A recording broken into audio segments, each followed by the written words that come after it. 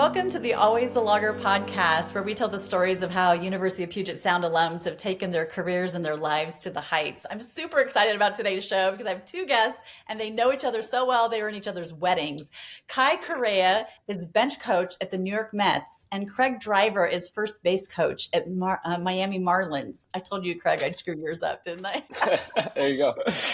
You were on it. What's so fun about these guys is they have taken their careers to Major League Baseball, which is really exciting coming from a Division III school. So welcome to the show, guys. I love how long you've known each other. You've been friends forever. Yeah, thank you. Yeah, This so is you true. kind of Thanks for having us. you know some stories about each other that we can get into later, I bet. Yeah, probably a few. No comment. Start with what was your welcome to the big leagues moment when you were coaches and you were like, wow, I'm actually here. I've actually arrived. Craig, what was your moment? Man, I'll have to think about it. Kai, if you have one, go ahead. I think I was just talking to somebody about this recently, and I think it happens in series. Like there's no like singular one, but it's just kind of like a slow burn, right? Like, I think you get the spring training and these jobs are so substantive in terms of responsibilities. It's hard to be like in awe because you have too much to do. But I think you get these moments the first time you get on the airplane, the first time you stand on the anthem, and the jet flies over. Right. The first time you go to the postseason, like you just get each of these little thresholds where you're like, holy crap. And then you get the little simple things along the way where you like, the Christmas cards on your refrigerator, on your wall change drastically with like major league players and coaches. And you're like, oh, that's different. And so I think it's a slow burn for me. Mm-hmm. Yeah, I feel like when like thinking back on it, like I have like a vivid memory of like my first spring training game where I was like, whoa, this is like a totally different level of baseball than I'd been at. And it wasn't even, the beginning of all of that when you're like, I think we opened in Atlanta my first year. And, like Kai said, like made like, I think it was, I don't remember what the plane was, but it was like a military flyover and like all that stuff is pretty cool. But the first spring training game was the first time where I was like, all right, this is it.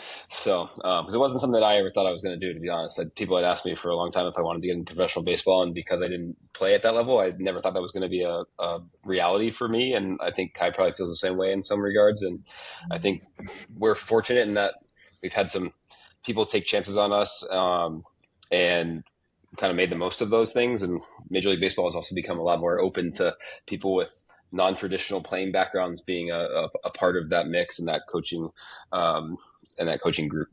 Mm-hmm. Well, let's roll it all the way back. Let's start with your journeys and tell everybody how you got to where you are today. So, Craig, we can start with you. Tell us about your baseball journey. It started before Puget Sound, actually, didn't it? Yeah, definitely. I grew up in Seattle, not far from UPS, obviously. And I kind of played high school baseball and summer ball and all that stuff. And I went to a junior college my freshman year in college before I went to the UPS, called Columbia Basin in Pasco, Washington. I had a really good experience there, but had looked at UPS out of high school and was pretty interested in that. And then like it kind of opened the door for me to come back there. And I remember I called Coach Billings, who was the head coach at the time, and I said, "Hey, I'm gonna come next year." And we had just received a commitment from Mark Rocky, who's the all-time home runs leader at UPS, and was also a catcher. So Coach Billings was kind of like caught off guard that he was getting me at the same time, and it definitely probably stunted my playing time to a certain extent. But yeah, that was kind of how I worked my way to UPS, and yeah, it ended up being great. And Kai was one of actually the first people I met. He was working as an RA at the time, so he was helping people move in, and I was trying to figure out how to get into my sophomore dorm that I was living at on the move-in day, since I had never really done the kind of the beginning of college, because I was at a junior college and it's obviously not the same. So so I ran into Kai and he helped me move some of my stuff, and there you go. That's amazing. Was Kai your RA? No, he was not. But I had a friend from high school that was on Kai's floor, Mm. Gerald Grissetti, who played basketball at UPS, and he was I ended up seeing Kai a lot with some of the people on that floor that were a year younger than me. That's fun. And so after you played catcher, and what else did you do at Mm-hmm. Puget Sound? Because you also continued as a coach and a recruiter at some point. Yeah. So I kind of, as my senior year was coming to a close, I had been coaching this like high school summer baseball team for a couple of years. And Coach Williams asked me if I was interested in staying on and continuing to coach. And I did that for a year. And then I went and got my master's at Central Washington University for a couple of years. And then I came back and actually followed Kai in the exact same role that he had, that I'm sure he'll tell you about, but where we kind of oversaw the athletic department recruitment to a certain extent, and would help set up visits and give tours and stuff like that for all of our sports, as well as the baseball team. That's great. And then you moved on to coaching elsewhere. Tell us about that journey. Yeah, so I coached at Yale for like a year and a half, so one full season and then a fall, and then I got my first major league opportunity with the Phillies. Our manager was Gabe Kapler, and he was like really looking for a bullpen catcher that had a kind of a unique background but could coach the catchers. And I like remember to this day, and like he called me and he was like, "What are your concerns about this job?" That was the first question he asked me, and I was like, "Man, I haven't caught in like 10 years. I don't know if I can catch your guys." So that was probably the biggest one. But spent a couple years with the Phillies. Really fortunate in terms of the people I was able to work with and the players that we had, and then got an opportunity with the Chicago Cubs, spent 4 years with them, coached first, and also did some of our game planning stuff on the defensive side, as well as coaching our catchers. And then I spent the last 2 years with the Los Angeles Dodgers as the catching coordinator before I ended up with the Marlins. That's amazing. Sounds like a great journey. Sounds like a lot of work, Yeah. but Mm-hmm. amazing. Kai, share your experience starting at Puget Sound. Yeah, so went to Puget Sound in 2006. My mom was an alum, and she also went to OT school at UPS, so obviously I was very familiar within my family. At Puget Sound, obviously was on the baseball team. As Craig pointed out, I also had a variety of other activities that were a blast. I was in ASUPs. I was the director of public relations for ASUPs. I did some graphic Nice. design. I was in Res Life. I did that for multiple years, and then I was like a programmer, booking like guest speakers and musicians for campus. So I had a lot of fun jobs on campus and enjoyed that. Just like Craig, going into our senior year, they asked me if I wanted to stay and coach. And so we got to do that together. And in addition to that, as Craig pointed out, I was given the opportunity to be the athletic recruitment coordinator, which was essentially that liaison job between the athletic department and the admissions office.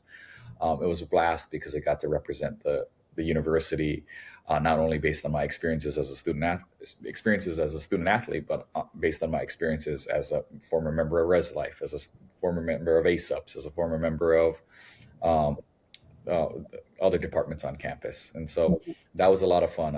Craig and I think both really enjoyed sharing our love for our experience and sharing our love for the campus, not only with future baseball student athletes, but with future rowers and basketball players and track athletes. And it was a lot of fun introducing people, to the place that really shaped us. Mhm. Following my time at Puget Sound, I coached there for 3 seasons. I got my first Division I opportunity at the University of Northern Colorado in Greeley, Colorado. It was a program that had struggled in recent seasons, and I was fortunate to be a part of a turnaround. And we went from a team that won 6 games to a team that won, 30 games and was knocking on the door of, a conference championship in terms of a tournament championship. And so it was really fun. That led me to my first professional baseball opportunity, um, similar to Greg, and that was with at the time the Cleveland Indians, now the Cleveland Guardians. I worked in the player development space as a coordinator for the Cleveland Indians. Then got my first major league opportunity in San Francisco as the bench coach. I did that for 4 seasons. Then I returned to Cleveland, now the Guardians, where I was on the major league staff for the last two. And then this off season, got the job as the bench coach with the Mets. So if you take Craig and I's timelines, we're always just kind of doing similar things, just a year off. Arriving That's at amazing. UPS, arriving at UPS a year apart, going to Division I baseball a year apart, going to professional Mhm. baseball a year apart, going to the major leagues a year apart, and then changing to new organizations now at the same time. So this is the first time we're synced up. We made the moves Yeah, I think that consistently. is right. Yeah, it took us 20 years, but this is the first time we committed to the same thing at the same time since we first took our assistant coaching jobs. Craig had mentioned that you both have changed jobs, so you're both really busy right now. What is it like to do you have to relocate to the cities in which you're working, and do your families come, or how does that work in the Major League Baseball lifestyle?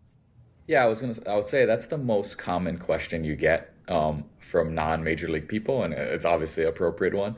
For most of us, chasing jobs with homes would be foolhardy because how rapidly you change organizations. So traditionally, we establish home bases. Most people either establish home bases in one of three places: where you grew up, where you have the support of your parents to assist with your children; where your Hmm. wife grew up, so you Hmm. have the support of your in-laws, or near one of the spring training facilities so you can recoup those days at home. So those kind of the three places that people live. For Craig and I, we both live in the off seasons. Our full times homes are in our wives, home areas. For Craig in Philadelphia and for myself in Colorado. In the season, we each live for 6 weeks at our spring training locations. And so we're in housing, some kind of condominium or hotel provided by the team. And then we live for 6 months in some kind of housing we secure, whether that's an apartment, a condo, a rental home, an Airbnb. And so you kind of have this cycle. So the way I think about it is I spend roughly, I would say, 90 nights a year in my home, 60 in spring training, and then the other 6 months in our major league home cities. Um, of those 6 months, 180 of them, you have games in 162 of them. 81 on the road and 81 at home. So you then split those 6 months in 3 months in hotels and then 3 months in your rental.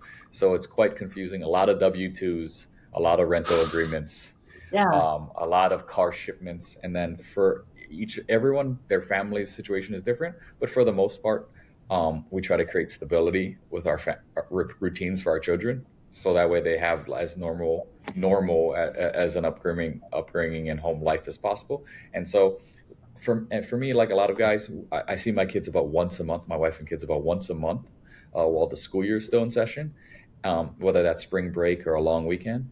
And then I see them for 2 months continuously through the summer break before school starts, and then again once a month when school reconvenes in the fall, and then every single day in the off season. So that's kind of what that cycle is. That's intense. Is it the same for you, Craig? Hmm. Similar lifestyle? Yeah, pretty similar. This is the first time that we are going to do a similar arrangement to Kai's family. With my family, when I was with the Cubs, my family would come out for the whole season and just Mhm. live in Chicago for the 6 months that we were there. So we are obviously being on the East Coast. My family lives outside of Philadelphia. Being able to like pop up and down to Miami is a little bit easier, and then we obviously have New York and Philadelphia in our division. So we'll make some trips back into the Northeast as well. So we're gonna see how that goes. I'm not 100% sure. My kids are a little bit younger than Kai's, so we're not like dealing with school schedules quite as much yet. And I Mhm. think that's oftentimes what drives people to kind of go with this arrangement is that it allows them to keep their kids in school in one place the entire year and not have to worry about bouncing around and stuff like that, because that's obviously a lot. It's really I really appreciate you sharing this because I had no idea. But I think about Hmm. military families and other families that have their jobs take them other places, and just the sacrifice you make for us to be entertained, really. Like, Yeah. baseball is like America's pastime, and this is your life. So it's really Hmm. amazing. I imagine there's a lot of strategy, and I imagine the community of Major League Baseball somehow supports the families, because I can't imagine how hard this is. Yeah, I think it's different everywhere we go. Mhm. I don't know if Kai feels the same way, but like I personally felt like really supported by the Marlins since we got here, and they've been really nice about like president of baseball operations wife reaching out to my wife, the manager's wife. Like a lot of the coaching staff wives have been like really supportive in terms of just like getting to know her and at least like making her feel welcome. Other places it's more like, hey, when you get there, we'll take care of you guys. So yeah, there tends to be some variance from place to place with that as well. But it definitely it definitely takes a village to make it through the season, with just the nature of the amount of hours that we're working, because you come to a Major League Baseball game and you're there for 3 or 4 hours and you're like, that was a long game, and that's about a third of our day, maybe a quarter of the day. So you're putting in a lot of hours at the ballpark, whether your family's in the same city as you or not. So finding a really strong support system for our families is super important too. Yeah, well, you mentioned when we just started our call, how long your workday was today. What time did you guys start work this morning? Well, spring training is quite the doozy because it's such a substantive undertaking because you have upwards of 70 players and then sometimes as many as like 150 staff.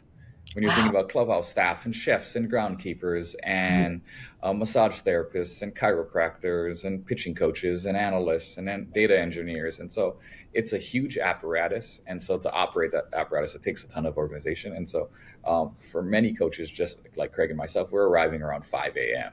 The players are Yeah. trickle in somewhere between 7 and 8. And so if you want to get your own personal life in, if you want to work out, if you want to sit down and have a breakfast, eat a breakfast or have a cup of coffee, you need to arrive roughly 2 hours before the players arrive. And so that's when our workday begins in the spring. Yeah, Kai called me at like 5:04 the other day, and I answered on the first ring. 'Cause we were both up. My day was actually pretty easy today in the grand scheme of things. We had a later start because we had our minor league camp starting as well as our position player physicals. So they just renovated our facility in Jupiter here. So they are still like working through some of that stuff. So they didn't really have the ability to run a workout while doing all the physical stuff today. So we had an afternoon workout. So I didn't go until like 8 o'clock today, which is really nice. Ooh, look at you sleeping in. Yeah, yeah. This is amazing. Thank you for giving us all these insider scoop. I didn't even know we were going to go this way in our conversation. What would you like to say to logger athletes who are thinking about what they'll do after graduation and if they may want to pursue going professional? Oof, there's so many different directions you can go with that question. I think I think one of the first directions I'd like to go is that to excel in professional sports, our experiences on campus beyond being student athletes are just as substantive, just as important, if not more important, to the success we've had. The skills we've acquired in each of our departments, pursuing our degree with that really small student to professor ratio really teaches you how to manage up, right? Mhm. And navigate peers with different thought processes and perspectives in these like discussion based courses. And I find myself utilizing those tools, whether it is presenting in front of a large group, coming to a decision, and collaborating across domains. I would say young logger athletes need to recognize that in everything you do on campus, you're potentially sharpening your sword to be able to take on a task like this. The second word of advice I'd give is that Craig and I are huge beneficiaries of being generalists, and being able to navigate a variety of skills based on our experiences on campus, but we're also the beneficiaries of being specialists. And one thing that will really help you find a home in professional sports is being able to be an measurable, objective expert at a singular specific task, Mhm. because everything is about asset management and return on investment at this level. There's no time to be messing around and experimenting. And so, what they want is known commodities who can improve the odds of winning, who can improve performance. And so, each of us taking the time to um, specialize and do independent research Mhm. along the way has opened doors. And so I think you want to find that balance between being flexible and having a broad skill set, but having one calling card. Yeah, I That's really think I think it's so much about like your ability to communicate because you spend so much time in small settings where you're forced to communicate, whether it's lecture like classes where you're there's 9 students or whatever it may be, and you spend a lot of time like critically thinking to be able to put yourself into a spot where you can work through issues and like build systems that can scale to different things, and I think that's like the things that have like benefited me the most is like one of the things that I think is really valuable is you find yourself communicating with people from many walks of life at UPS, and in professional baseball, especially now more so than ever, there are people from of many countries, and also with varying backgrounds of a lot of different areas. And I obviously spent a couple years coaching at Yale, and working with kids that are like very, very smart, much like the students at UPS. And I found that like those experiences, just like figuring out how to problem solve with people that have like think at that level, makes it much easier to like problem solve like across a wide group, where you have some people that were you know born in Venezuela and they're native Spanish speakers and they don't speak hardly any English, to one of our coaching staff members is like, he was like a physics professor at one point in his life. So a totally different frame of reference for him than a lot of our players. And I think like being able to communicate with those people and figure out what they need from you and what you can gain from them is super impactful in our space. I love what you're saying, because a lot of Lager alumni, they may not go on to professional sports, but they may go on to leadership or people leadership roles. Mhm. I would love to hear advice from the two of you about how do you take a group of people who may be from other countries, just completely different backgrounds, and create a unified group. This is something that coaches do every day, but people Yeah. in the workforce are trying to emulate as well. We'll take your wisdom. What do you want to share? How do you do that? I mean, I think there's just a ton of like just meet people where they're at. Like I think that I don't know how Kai's Spanish is right now, but I would guess it's pretty decent. I think mine is pretty good, but definitely a lot better than it was at UPS. But like, just like finding ways to like take yourself out of your comfort zone to make other people more comfortable is super beneficial when you're dealing with so many people that are from varying different backgrounds and stuff like that. Like that ability to just say like, hey, I'll get uncomfortable if you're willing to get uncomfortable with me is super impactful, I think. So that's the biggest thing for me. Yeah, I mean, I think there's a lot of tools to lead like a diverse group.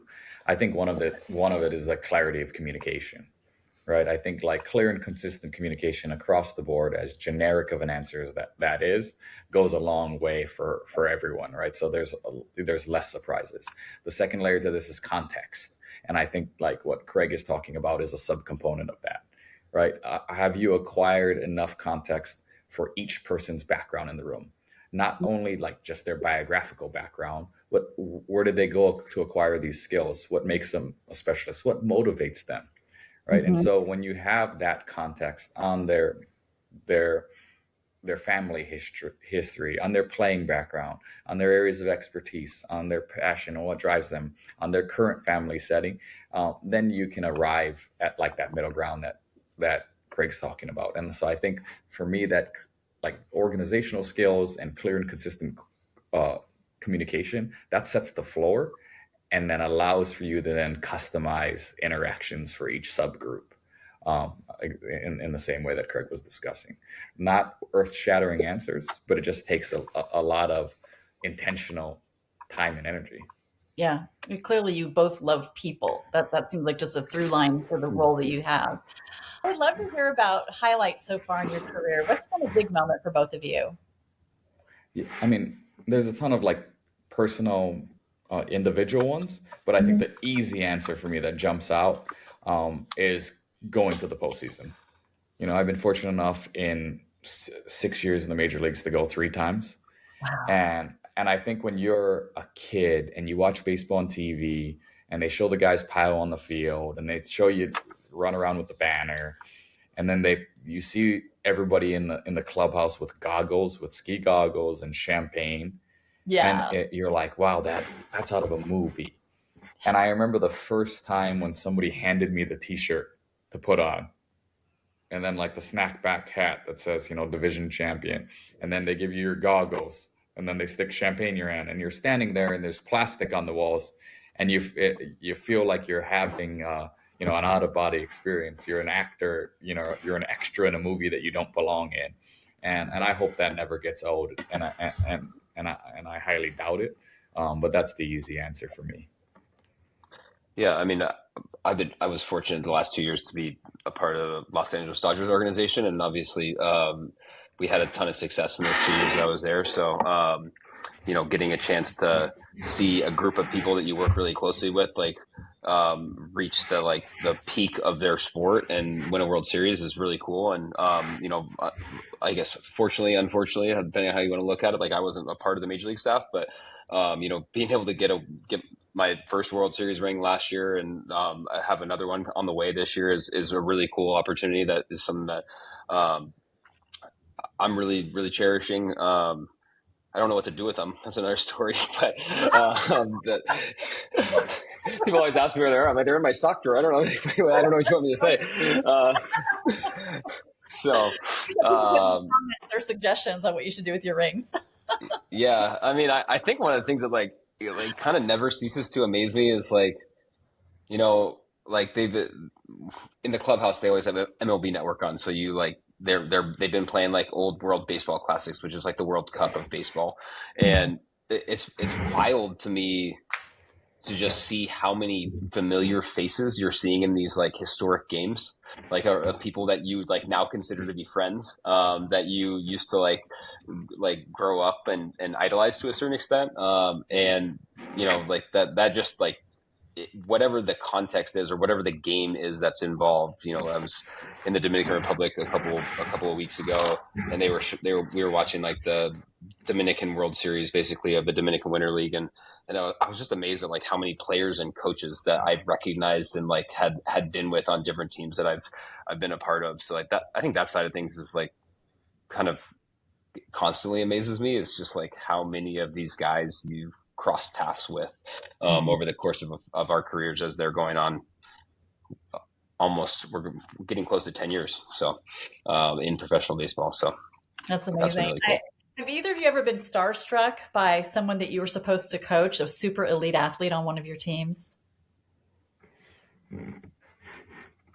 That's not necessarily how my personality works. That's probably like a shortcoming of mine. But intuitively, Kai likes to be the star doing the striking more so. Like for me, I'm so process oriented, and my job is to make you better, even if you're in the 99th percentile. And so that's what I have the blinders up for.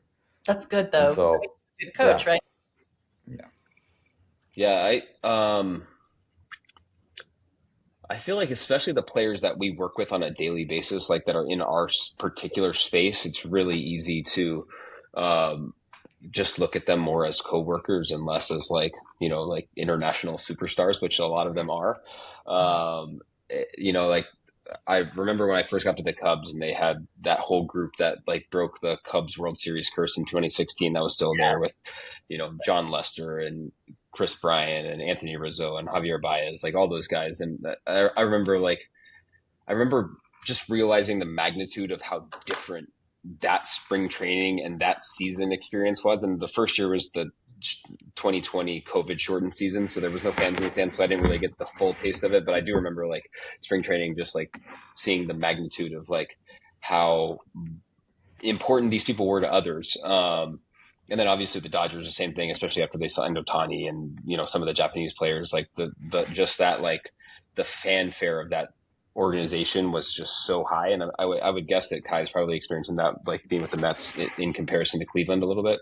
There's probably a few more eyes on their workouts and spring training and stuff like that, which is always part of it for me. All right. I do have one thing. I would like to revise my answer a little bit.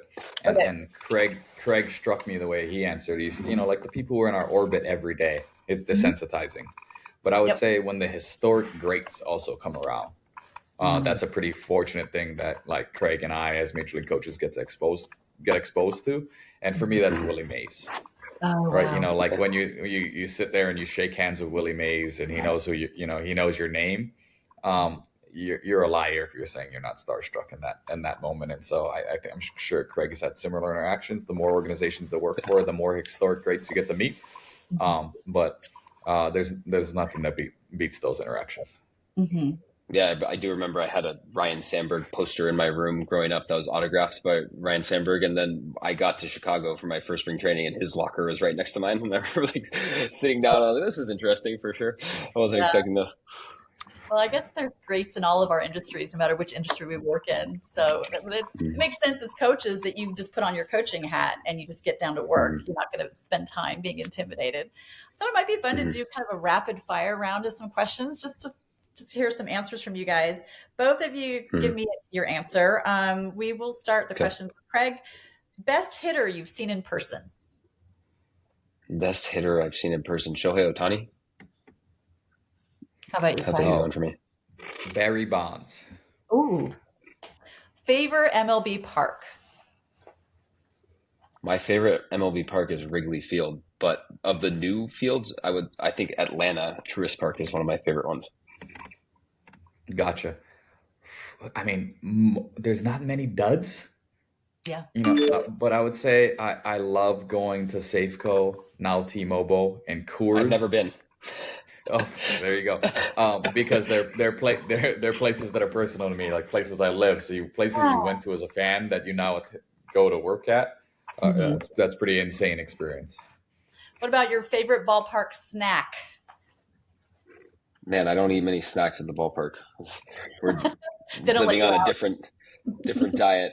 They have so the Philadelphia visiting clubhouse has they make cheesesteaks in the clubhouse. So that would be like one of the predominant ones that you'll hear from people across the league. Is that they like get going there and having that particular food of the city is a big one, and they're pretty good actually in the grand scheme of things. I've had a lot of cheesesteaks over the course of the last handful of years I lived there, and they do a good job.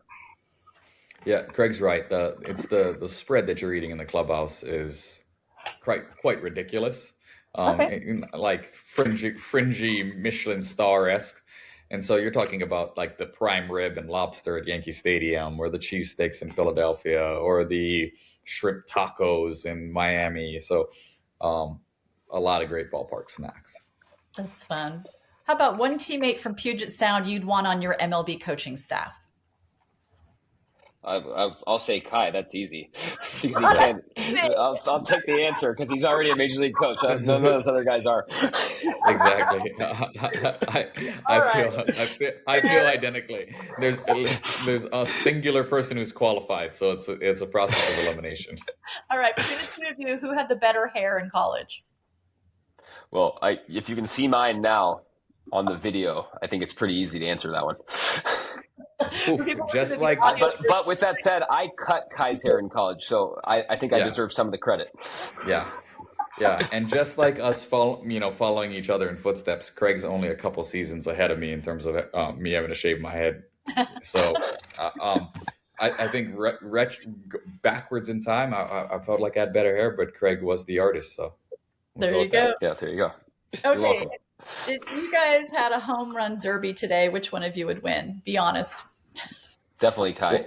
Well, I hit one home run in college, so I mean I wasn't like leaving the yard with any sort of regularity. So it would be it'd be a pretty fruitless expedition unless they let us hit from second base. So I think there's no winners there. I'll take I'll take the half win. But I'm a phenomenal practice player, so that's not a good compliment. Craig's Kai and I got got the superior. opportunity to get into coaching really early because neither of us were Exactly. amazing players. So Yeah. You were both in each other's weddings. Is that true? yes. That's This is beautiful. true. I want each of you to tell me one thing that I don't know about the other. One fact, because you know each other so well.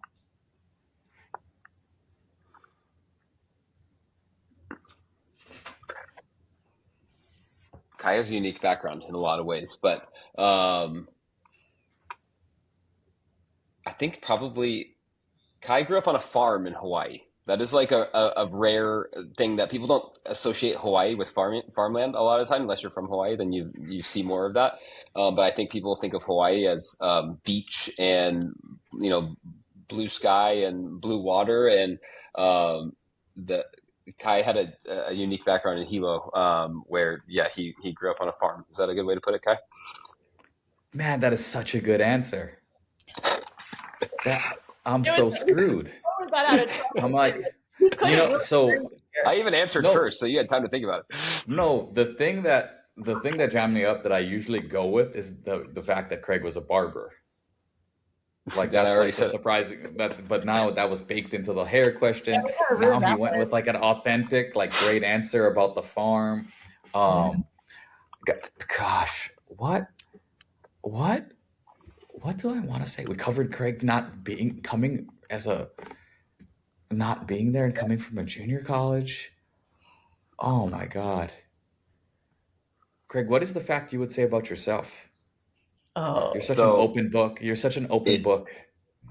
in regards to Kai, I tell this story a lot, but I Kai's first coaching job in the United States, or sorry, not in the United States, but in the mainland, not in Hawaii. I hired him, so I, So that's where I was thinking about going, and it yeah. was it was during a haircut. yeah, I While was you, coaching a while, team of 14-year-olds, and I was way in over my head because I didn't know how to handle middle schoolers. But Oh my God. I was like, "What do you think about coming to practice with me one day?" And Kai came to practice, and he was way better with the 14-year-olds than I was. And I was like, "All right, what do you think about coaching next year too?" So, yeah, so we ended up coaching together in summer ball for a handful of years in like select baseball, which is always it's a funny story for a lot of people because I think at this point in our careers, like there are a lot of people that know Kai, and there are probably a smaller number, but a decent number that know me. And when I tell people that him and I coached together and coached 14-year-olds together, people are like, that was a wild coaching staff for a 1400 baseball team. That's amazing. that's a good answer. So we're gonna take both of his answers. Okay, that's Yeah. fair. That's fair. Well, He let's doesn't wrap have a up lot of secrets. our Yeah. final. I know you both open books, which is so nice. What would you like to say to the Puget Sound community?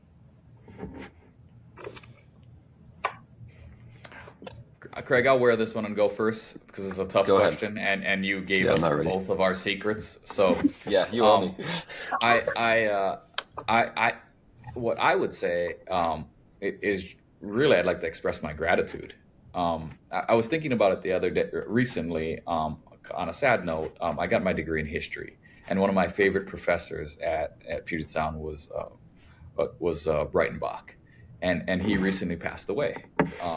I got a notice, within the last handful of weeks that he passed away, and so it made me really reflective of my time there and just the caliber of teacher I had over and over across subjects, across years, and how their feedback shaped the way I write, shaped the way I present, shaped the way I interact with others, and then I think about people in residence life who shape the way I lead, people who had random jobs on campus that weren't even specific to molding me, who took the time, and I think that's so indicative of that community and how family oriented it is.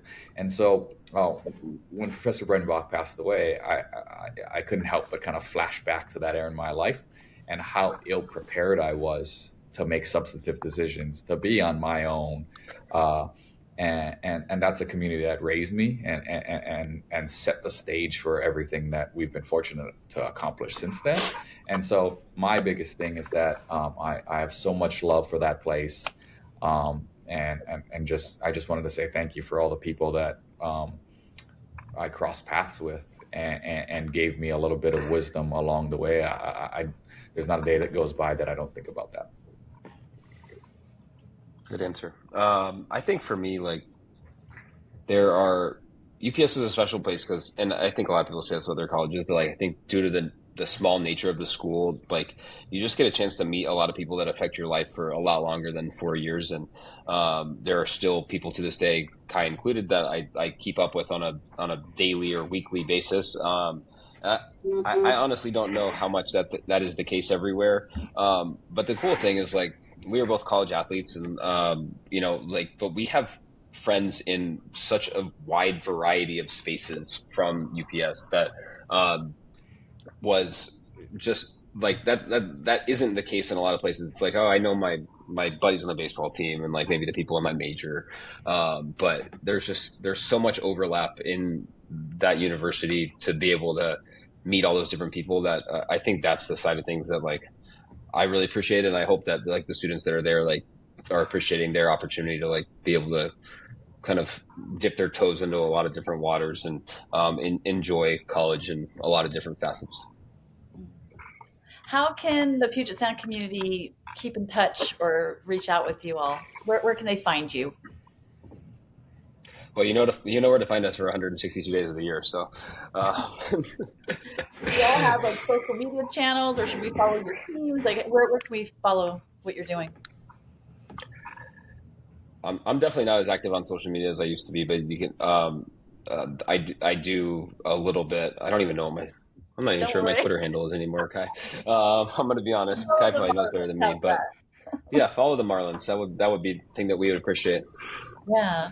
Yeah, I would say for me, I'm traditionally like responsive when it comes to direct messages on Twitter and Instagram, specifically for like alums or student athletes or students in general at the university. When somebody drops a hacks and chops on me or some kind of Puget Sound specific reference in a message, I try to be nimble to respond, and so that's the best way. That's great. Thank you both for joining. It was really fun to have you together. Congrats on your success. Can't wait to see the next part of your career and where you take it. Thank you. All right, thank you. Thanks for having us. We're always looking for great alumni to join this new podcast, the Always a Logger podcast. It's being put on by your University of Puget Sound Alumni Council. If you have ideas for great guests, send them to me. My email is juliegates@pugetsound.edu. Thanks, guys.